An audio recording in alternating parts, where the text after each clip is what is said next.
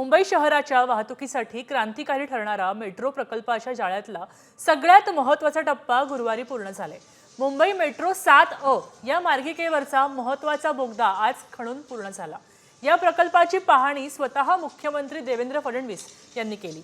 यावेळी बोलताना त्यांनी प्रकल्पाच्या मुंबईकरांना खूप फायदा मिळणार आहे, तसंच पुढच्या वर्षापर्यंत 150 किलोमीटरचा मार्ग अस्तित्वात येईल असंही म्हटलंय।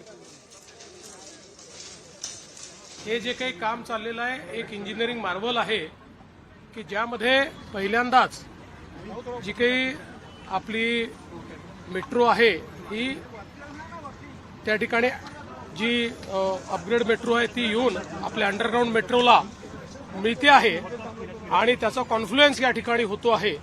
त्यामुळे एलिव्हेटेड मेट्रो आणि अंडरग्राऊंड मेट्रोचा कॉन्फ्लुएन्सचा हा एरिया आहे। अतिशय कठीण अशा प्रकारचं हे इंजिनिअरिंग होतं जे या ठिकाणी आज MMRDAच्या माध्यमातून जे कुमार कंपनीने केलेलं आहे। त्यामुळे तेच बघण्याकरता आणि त्याचा अनुभव घेण्याकरता आम्ही या ठिकाणी आलो होतो।